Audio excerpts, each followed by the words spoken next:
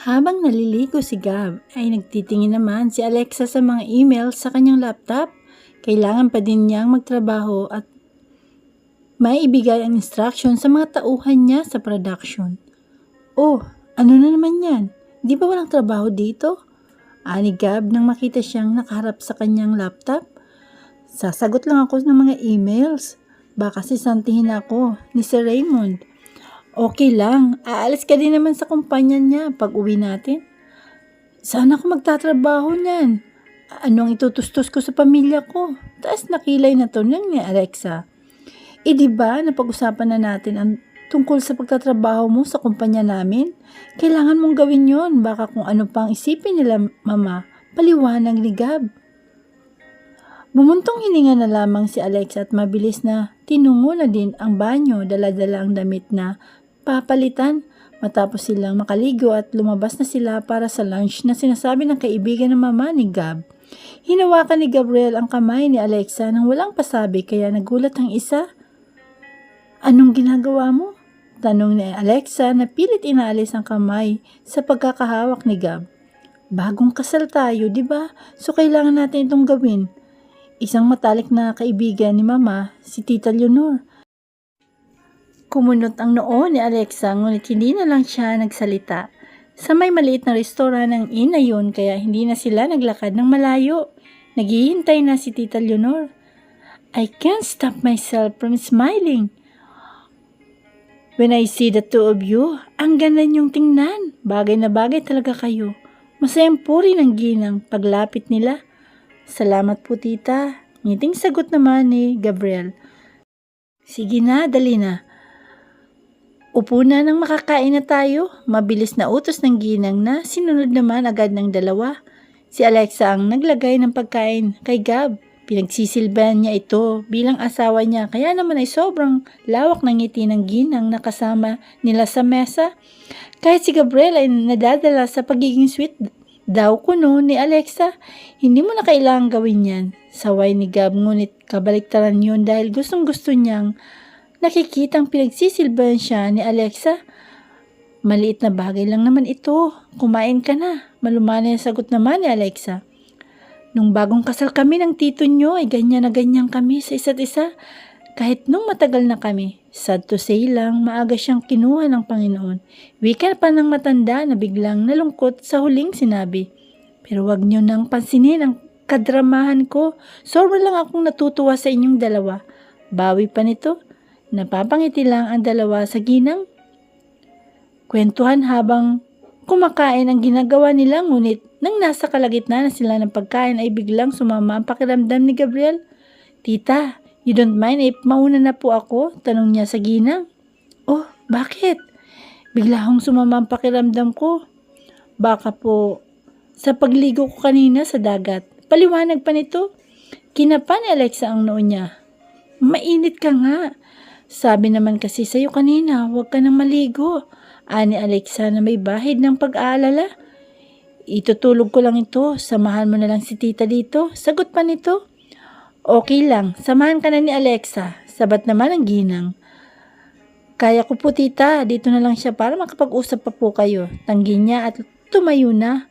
Nang makaalis si Gabriel ay balik sina Alexa at Tita Leonor sa pagkukwentuhan. Ngunit naputol ang kwentuhan nila nang tawagin ang ginang ng isa sa mga staff nila. Sorry iha, kailangan ko nang umalis. May emergency daw na kakailanganin ako sa kabilang inn. Tukoy pa nito na ang tinutukoy ay ang kabilang gusali. Sige po tita, maraming salamat po sa pag-imbita. Sagot naman ni Alexa, saka humalik na dito. Agad na umakyat si Alexa sa kanilang kwarto. Nadatan niya si Gabriel na nakahiga sa may kama. Okay ka lang? Tanong niya dito pero tanging pag-ungo lang ang sagot ng lalaki. Mabilis na tinungo ni Alexa ang kinahiga ni Gabriel at kinapa ang noo nito. Gabriel, ang init mo. Tarantang wika nito.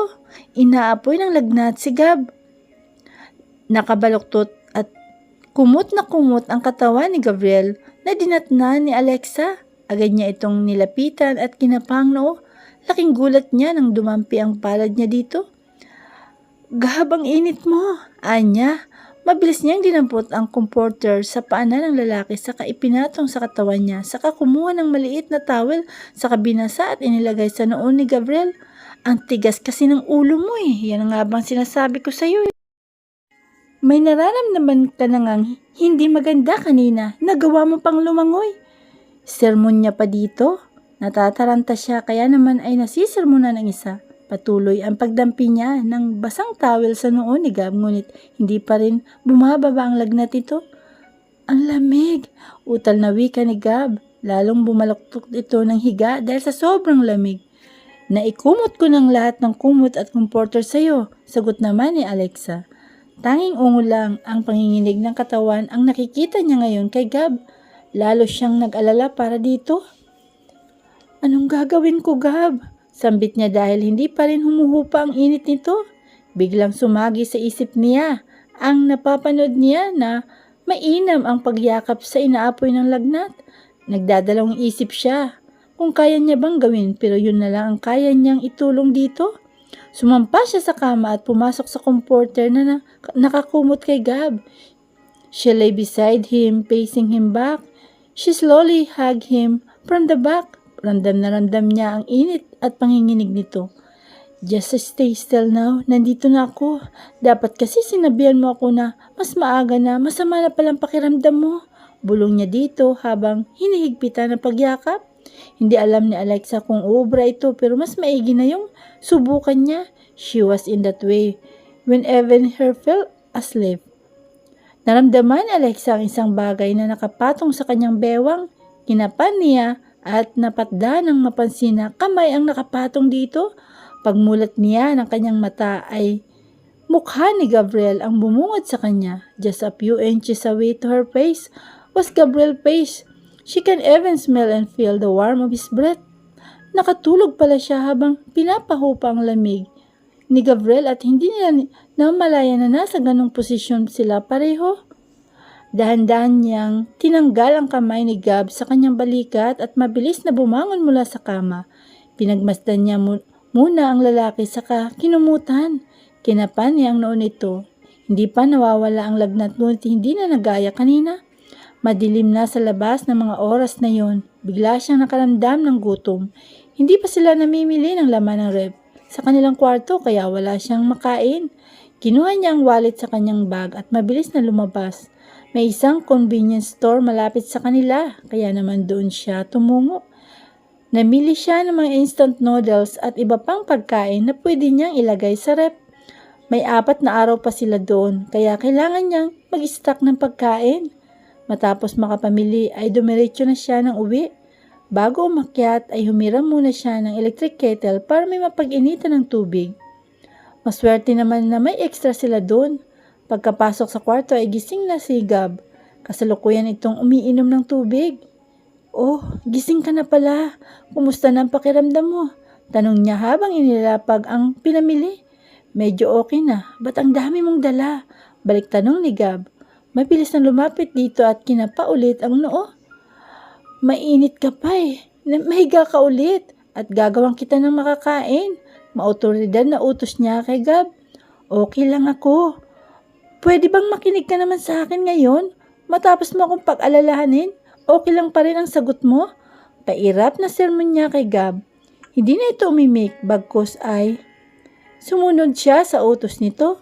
Matapos malagyan ni Alexa ng mainit na tubig ang instant noodles, ay iniligpit niya muna ang mga binili. Tamang-tamang pwede na ang noodles nang matapos siya. Inilagay niya ito sa may maliit na tray saka binuhat papunta sa kama. Mupo ka na nang makakain ka na, wika niya kay Gab habang inaayos naman ang sarili sa pagkakaupo sa kama. Hawak-hawak pa rin ang pagkain. Akin na, subuan na kita. Wag na. Tse, sabay irap habang hinahalo ang noodles. Kumain ka na lang pwede, paninirmon niya. Hindi na nakipagtalo pa si Gab. Pumirmi na lang siya ng upo at kinakain ang bawat kutsara ng sabaw at noodles na isinusubo ni Alexa sa kanya. Ngayon lang niya naramdaman ang maalagaan ng ganito. Nasanay kasi siya na siya lang ang nag-aalaga sa kanyang sarili. Lim na napapangiti siya habang pinagmamasdan niya si Alexa. Salamat, wika niya nang matapos siyang makapakainin. Teka lang, kukunin ko lang ang gamot mo para makainom ka na. Saka ka humiga ulit, sagot naman ni Alexa. Salamat sa pag-alaga. May iba pa bang gagawa nito? O mag-aalaga sa'yo kapag nagkasakit ka? Ayaw kong pinapag-alala ko eh, pasimpleng sagot ni Alexa, ngunit ang totoo ay sobra talaga siyang nag-alala sa lalaki. Ayaw lang niyang ipahalata dito. Halos ginugol nila ang natitirang araw ng kanilang pagbabakasyon sa pagpapagaling ni Gab. Hindi nila maikakaila sa isa't isa na naging mas malapit sila. Araw-araw na inaalagaan at pinapakain ni Alexa si Gab at pati sa pagtulog ay magkatabi sila, ngunit may mga unan sa kanilang pagitan. Huling araw na ng kanilang bakasyon, tuloy na rin gumaling si Gab kaya napagpasya niyang mamili ng mga pasalubong para sa kanilang pamilya. Matapos mamili ay nag-impako na sila ng mga gamit nila. Kinagabihan dahil aalis na sila kinabukasan. Bago sila umalis ay kinausap muna ni Gabriel si Alexa. Maraming salamat sa pag-aalaga mo sa akin dito. Alam ko pagbalik natin doon ay iba na naman. Malumanay sambit ni Gab. No worries at salamat din. Salamat saan? Sa pakikinig sa mga sermon ko sa iyo at sa respetong binibigay mo sa akin, sagot naman ni Alexa. Nagulat na lang siya nang hilahin siya ni Gab at yakapin. Natulala siya, ngunit sa isang iglap ay naramdam na lang niya ang kanyang mga braso na nakayakap din kay Gabriel.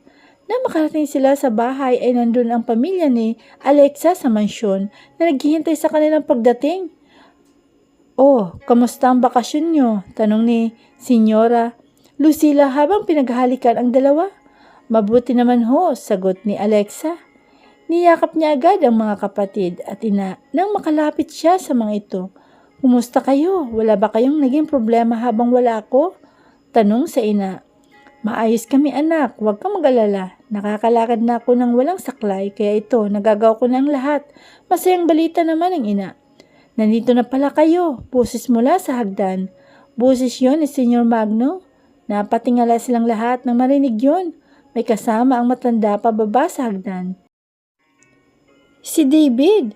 Oh, David! Sambit ni Alexa. Dumating siya kahapon para daw sorpresahin ka, ani ng ina. Ang sweet niyong best friend mo, Alexa ha. Dinayo ka pa dito para lang kumustahin ka. Wika naman ni Senyora Lucila. Nang makababa ang dalawa sa hagdan ay mabilis na niyakap ni Alexa ang kaibigan.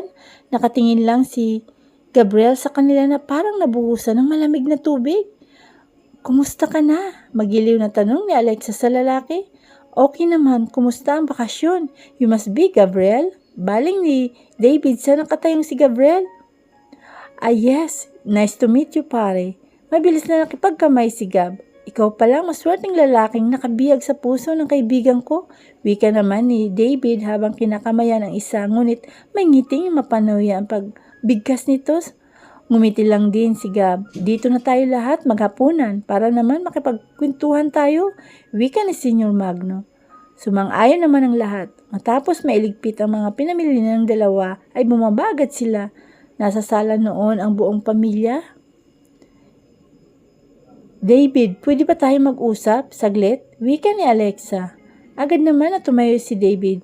Sa kinauupuan, hinila niya ito palayo sa mga kausap. Bakit? Sinabi mo ba kay mama ang tungkol sa sinabi ko sa'yo? Tanong niya. Hindi. Ayaw ko naman na makialam sa mga problema niyo, kaya hindi ko sinabi. Huwag kang mag-alala, sagot naman ni David. Salamat naman. Walang ibang nakakaalam nito kundi tayong dalawa lang at hindi alam ni Gab na sinabi ko sa'yo. Bakit hindi mo sinabi? Next time ko na lang ipapaliwanag, basta huwag kang magpapahalata. Salamat pala sa pagpunta mo dito. Namimiss kita eh. Hindi ka man lang kasi nagparamdam mula noon pa. Tampong sagot ni David. Babawi na lang ako sa iyo habang nandito ka, okay? Sabi mo yan ha? Dapat ipasyal mo ako dito. Masayang sagot niya. Ilang araw ka ba dito? 3 araw lang kaya dapat sulit na sulit ang pagpunta ko dito, ha? Sige ba, ipapasyal kita dito. Basta salamat sa pagpunta. Dagdag niya at niyakap si David. Kitang-kita ni Gab kung paano mag-usap ang dalawa. Medyo naiinis siya pero hindi na lang niya yon binigyan ng pansin. Kumpleto ang pamilya ni Gab at Alexa sa may hapagkainan. welcome na welcome ang buong pamilya ni Alexa sa mansyon, kaya naman ay ginagawa niyang lahat para hindi madisappoint ang mga magulang ni Gab.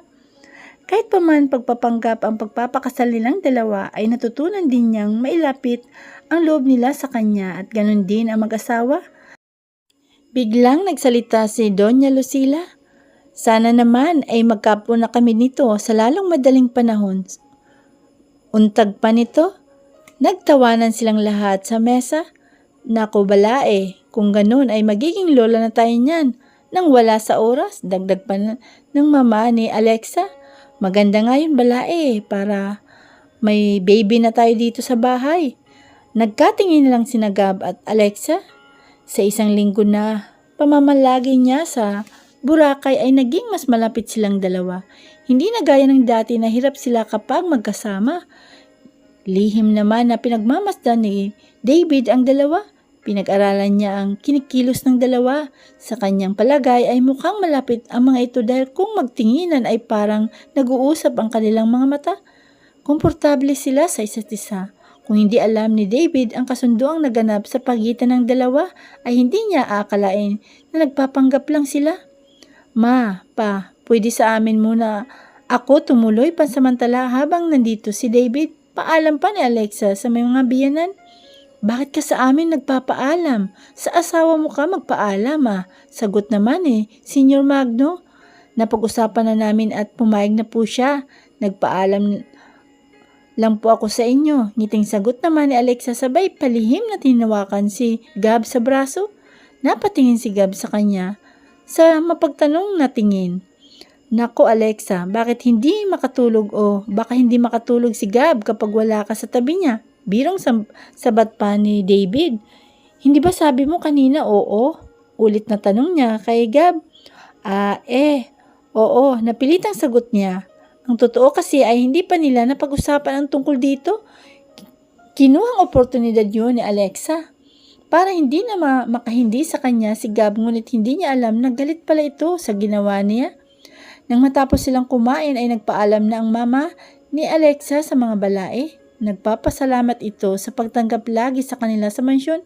Kahit magkalayo ang agwat ng kanilang estado sa buhay ay hindi na iyon pinaramdam sa mga ito. Ganon din si David na kahit unang beses pa lang niya bumisita ay naging open siya dito. Ibig sabihin ay mabubuting pamilya ang pamilyang pinakasalan ni Alexa.